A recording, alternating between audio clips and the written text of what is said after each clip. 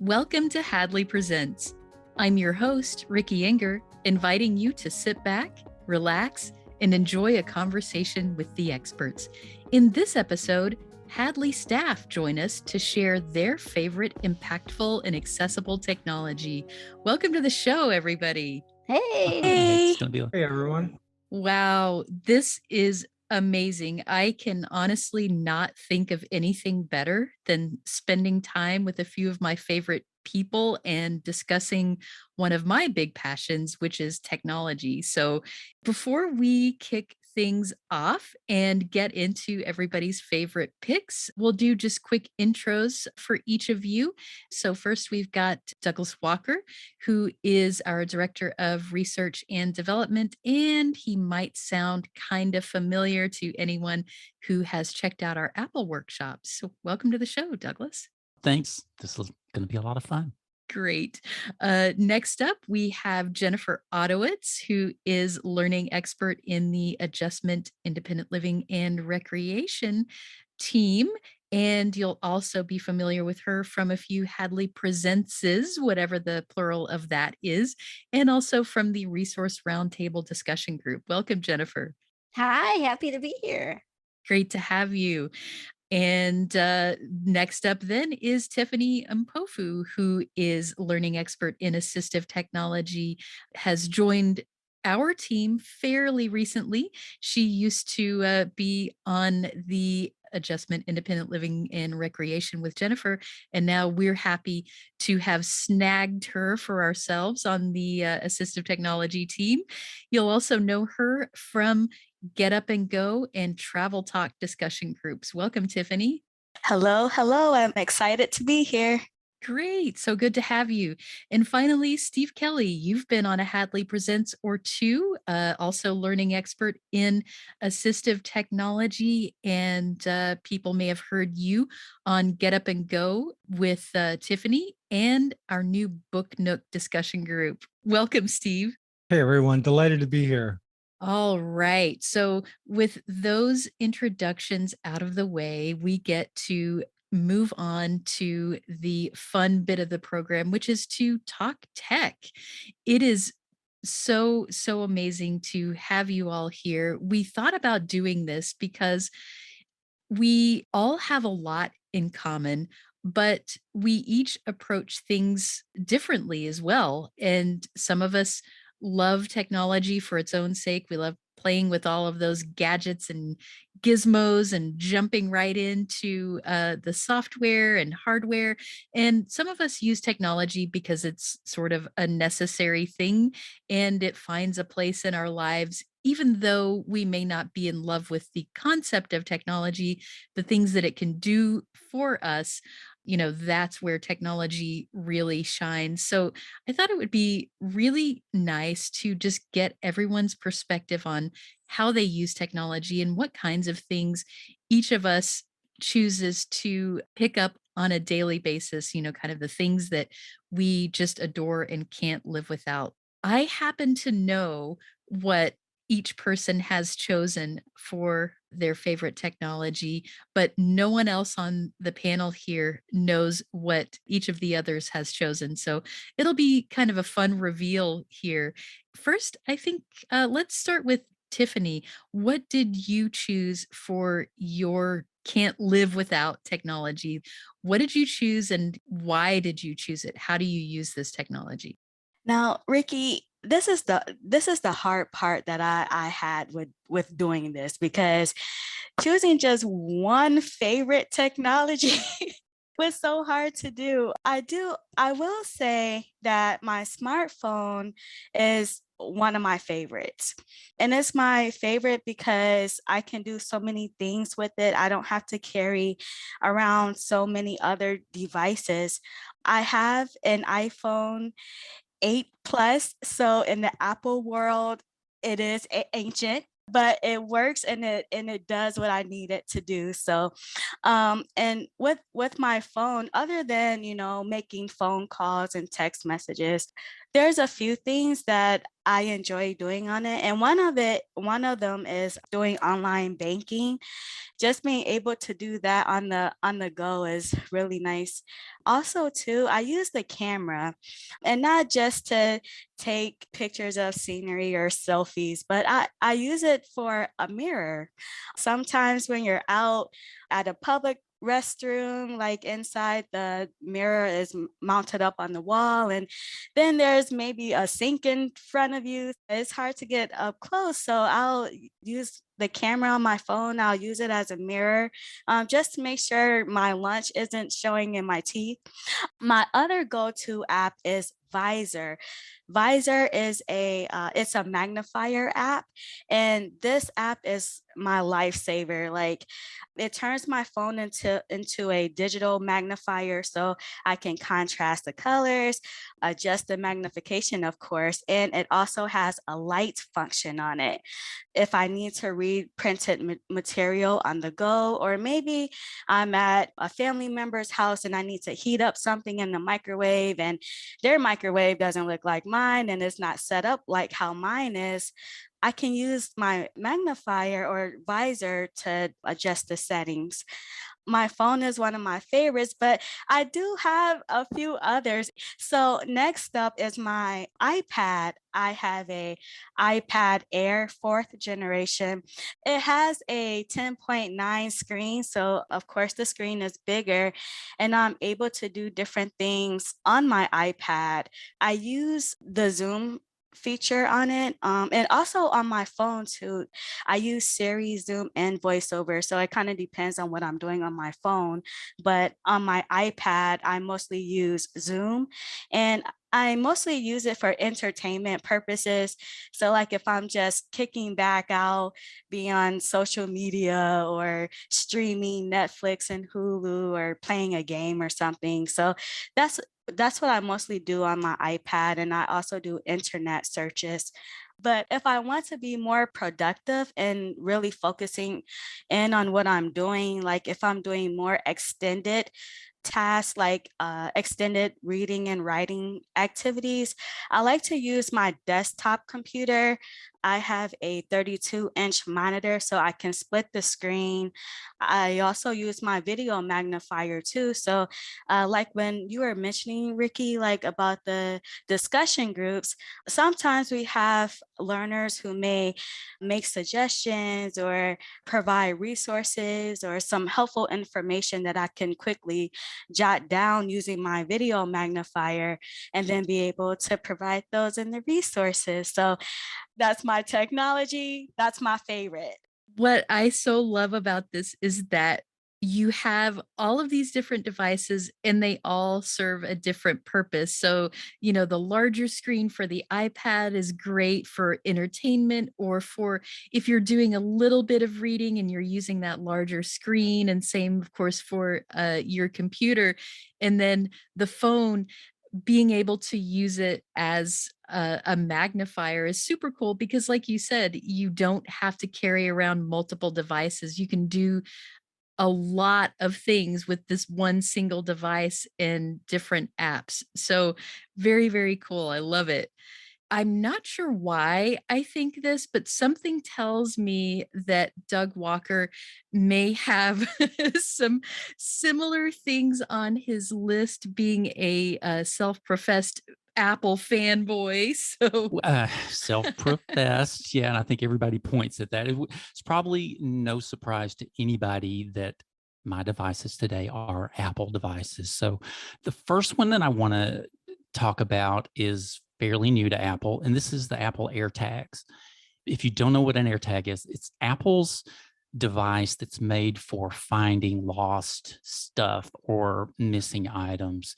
It's about the size of a quarter. It's really small, but Apple and lots of other people sell all these different accessories that you can buy to put your AirTag on or in. Like, I have this thing that I put one in my wallet, clips in there, and I can slide it in my wallet. I also have a keychain that I can put one in, but they're kind of pricey. I mean, you can get one for, I think, $29, but I went ahead and splurged for the 4-pack. Still not enough. I need more of them. So I have one in my wallet, one on my keys. I keep one in my backpack, and then I have one on my white cane because I'm always putting my cane in a corner somewhere, propping it up. And it's like, which corner is that? So it's really cool because you can use your Find My app. Then if you start missing one of these devices to find it, you can actually say, hey, or you can use Siri. So you can do the whole Siri thing and say, hey, find my keys, right? And then it starts chirping or playing a sound so you can locate it. So a lot of times I don't have to go beyond that. But if you open your Find My app and you find that item, you can get it to play a sound from there. Or if you still can't hear it, there's a find button there that you can tap. It'll pop up on the screen, and visually it sort of points an arrow in the direction that your item is and says it's like 15 feet away, 10 feet away as you get closer to it. Or if you happen to have voiceover running, it actually speaks that it's to the left or to the right and it's 10 feet away. Now it's 8 feet away. Now, and then when you get close enough to it, you can have it play the sound and pinpoint it right there. So yeah, we have 3 workshops there. One that shows you how to set it up. So no worries, it's super simple to set up. And then one that shows how to find items nearby. And then one that shows how to find items further away that you can actually get walking or driving directions to find it there. So it's pretty cool device. My other thing, Tiffany kind of hit on this already. And it was so hard, Tiffany, for me too, because I'm like, everything on the iPhone is my favorite thing, right? So, but I have one thing that I've actually probably used a half a dozen times already today, and that's the built-in magnifier that's on the iPhone, and it's also on the iPad and on the iPod Touch as well. And it uses your device's back-facing, or as of late, your front-facing camera too, to enlarge images that are on your screen, just like a magnifier would. The magnifier has actually been around for a while. I've been around with it, so I've been able to constantly see it improve over the years, and it's really just gotten better and better. And iOS 15 just came out. It had a lot of improvements. One interesting thing with iOS 15 is that it's no longer in the accessibility area of the phone. Apple has actually placed it right there on your home screen as an app. It's kind of crept outside of accessibility and sort of become a mainstream app on your home screen then. Yeah, and you can just open it right from there instead of, okay, I got to go to settings, and then I got to go here, and then I got to go there. So now you can still set the accessibility shortcut, the triple click to the side button if you'd like to pull it up, which is what I do. So, and I use it from everything. This morning I checked the thermostat, and it's gotten chilly here, so I turned the heat on. I use it for things like checking menus and price tags and signing receipts. And again, like Tiffany mentioned this with her app that she uses, it has a flashlight and all kinds of cool color filters in it. One thing that I don't use much, it has people detection in mine because I have the LiDAR sensor in it. And I guess that would be good for social distancing and stuff. With iOS 15, if you have voiceover running now and you pointed at something in the view area and you touch that view area, it's going to do artificial intelligence and start trying to recognize that object and tell you what the objects are. It's doing a better and better job with recognizing the text that's there. And so, but if it won't read all the text, I've found that if I share it or save it to my camera roll, like Tiffany's talking about, that it'll pretty much read all the text right there. So I'm using my magnifier tons and tons. So yes, Apple products for me today, AirTags and the magnifier app. not a surprise to anyone, but I love hearing how both of you use the same devices for similar things and for different things. So, I mean, it really speaks to the versatility of some of these smartphones. And if you're listening and you have an Android instead of an iPhone, fear not. A lot of these features are also in Android phones. Next up, Jennifer, share with us your words of wisdom on your favorite tech. Okay, well, first of all, I have to say that I'm more of an average technology user and an as needed user. So I like technology. I value all that it can do, but I honestly get kind of intimidated by it. Once I get over that initial anxiety, I find that, I'm using it more and more in my everyday life, even if it's just to get started with things, because I do like to be off the grid, but it can be really helpful to just get started. And so my first pick is a good example of that, and that's a money reader. And there are different options for this. I want to talk about the iBill. Here in the US, our paper money does not have any textually distinct characteristics, right? It's all the same size, same shape, nothing super special that makes any one type of bill stand out. So these money readers, and the iBill in particular, you just slide the end of your paper money into it, hit a button, and it'll tell you what it is. It'll say it's a $1 bill, $5 bill. It has a AAA battery, and it's just a separate unit. It's not a part of a smartphone. So it's really portable and nice to use if you don't have your smartphone with you. You can even get it to announce what the denomination is in a pattern of sounds or a pattern of vibrations if you want some privacy, or if it's a really noisy area too. It's available commercially. You can buy it, but if you're a US citizen or a legal resident of the US or US citizen living abroad, you can actually get a free iBill through a program offered by the US Bureau of Engraving and Printing. And we're actually going to have a link to the application for this in the show notes for this podcast, right, Ricky?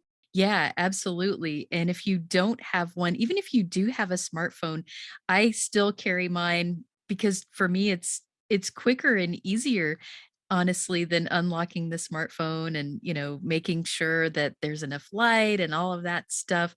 So what a great tool. And if you are already using the Talking Book service, you're automatically eligible to get one. You still need to fill out the application, but you just mark that on and you're good to go. Otherwise, you can get a doctor or a vision rehabilitation professional to sign off that you're legally blind or visually impaired, and they'll send it off to you. Just to note though, because I know Doug did a wonderful workshop for Hadley on the Seeing AI app, and that does have a money reading feature also built into it. And I use an app called the Look Tell Money Reader, and there may be some other apps out there too, but it's a really great option for technology. My second choice, I think, is just revolutionary. It really is in terms of managing health, and that's a continuous glucose monitor. And my husband actually uses it, but there is a part that I use too that I'll talk about in just a sec.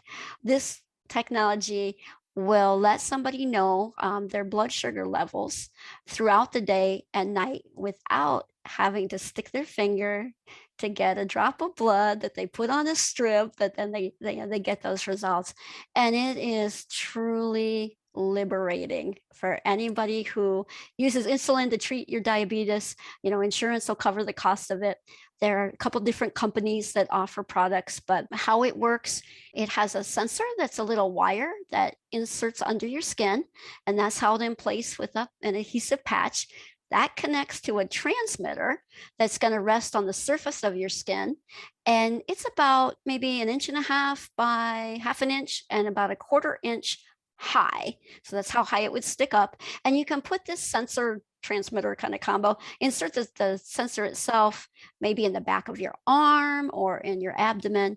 And then you're going to change that sensor and where it's located about every 10 to 14 days, depending on which brand of CGM you're using. Then that transmitter sends a signal to a receiver, which is a separate unit, or to your smartphone. And those apps used for whichever company's product you're using are accessible with VoiceOver, which is really cool. So I can actually go on my husband's phone and check his readings. But even better, they make companion apps. So I have an app on my phone where he's shared his data with me, and I can check his blood sugar levels. And you not only get the blood sugar reading, you get trend information. So are you steady? Are you slowly rising, slowly falling, rapidly rising or falling? And you can set alerts to let you know if your blood sugar's too low or at a certain low point, a certain high point.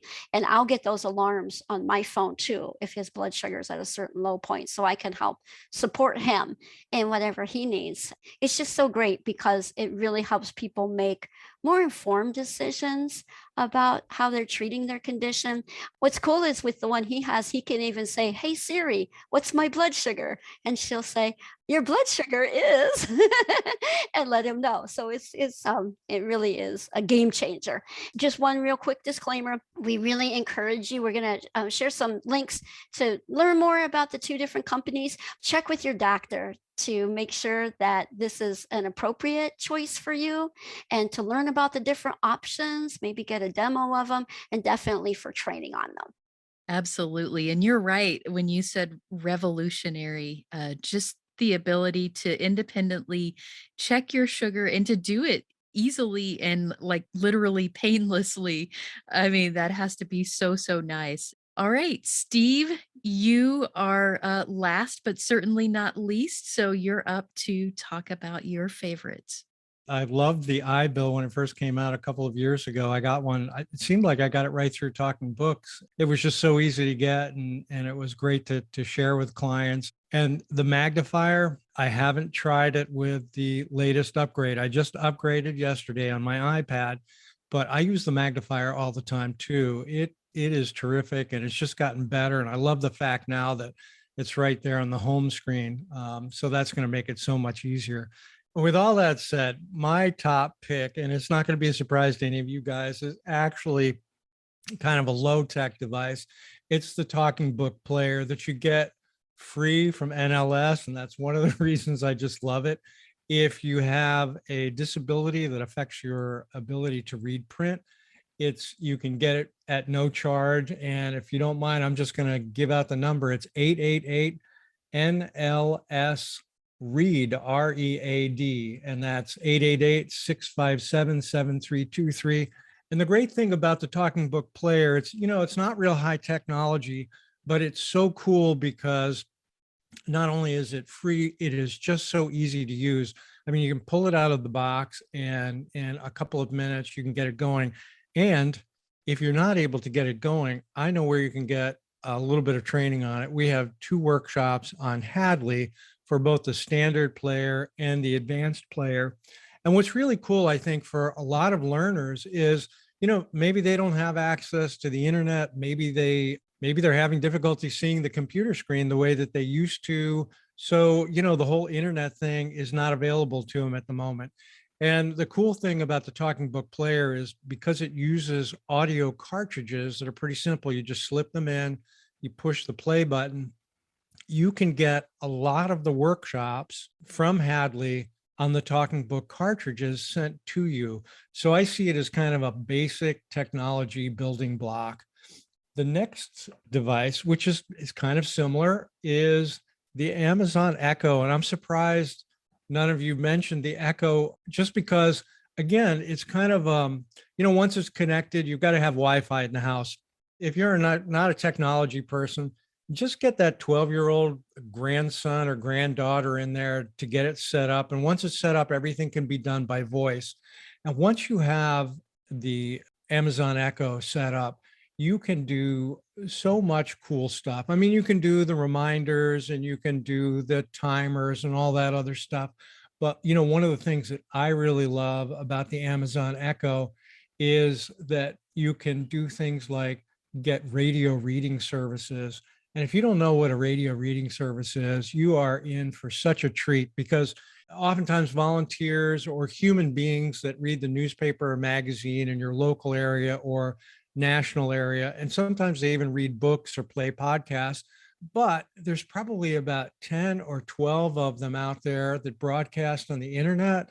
So you can get those with the Amazon Echo. If you go to the section in the Hadley Technology Workshops and look up the Alexa, in one of those workshops, I believe it's the last one, it's the one on music, podcasts, and radio reading services, you'll find a great handout in addition to a wonderful workshop.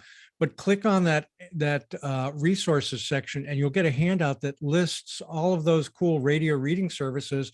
So you can just have your digital assistant start one up and you can listen to it during the day. So if you want to catch the New York Times, Wall Street Journal, or maybe your local paper, you can do that all with the Amazon Echo, which I just think is so cool.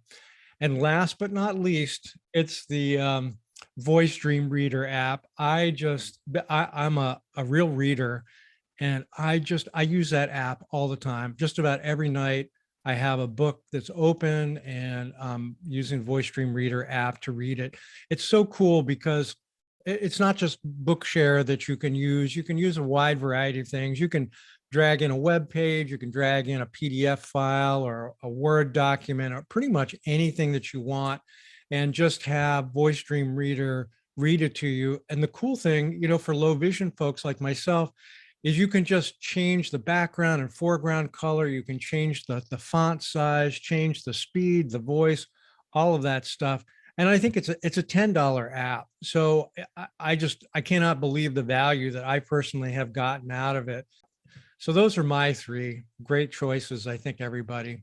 Yeah, I would agree. I love, Steve, how all of yours are related to books, which is no surprise given that you're a co-host of the Book Nook. So it's great to hear so many versatile choices for technology and just how each of you is using those things.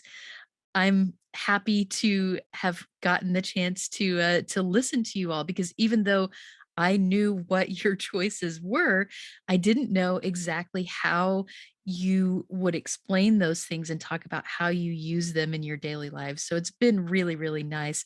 Any final words from anybody as we kind of wrap up this? I tell you what's fun for me is that, I learned a lot today from Tiffany and the app that she mentioned, the magnifier app, and the glucose thing that Jennifer shared, and Steve. The voice dream reader app is one of my go-to things too. So a lot of fun.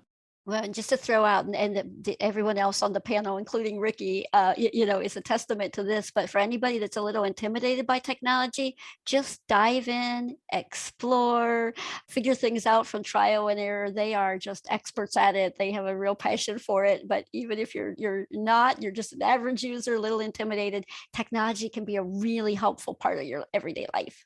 All right. Thank you, everybody, for spending a little bit of your time with me. It has been a delight. It's been a lot of fun, and it's been really informative. So thanks again for joining me for this. Great pleasure. Thanks, Ricky. Got something to say? Share your thoughts about this episode of Hadley Presents, or make suggestions for future episodes. We'd love to hear from you. Send us an email at podcast@hadley.edu. That's podcast@hadley.edu. Or leave us a message at 847-784-2870. Thanks for listening.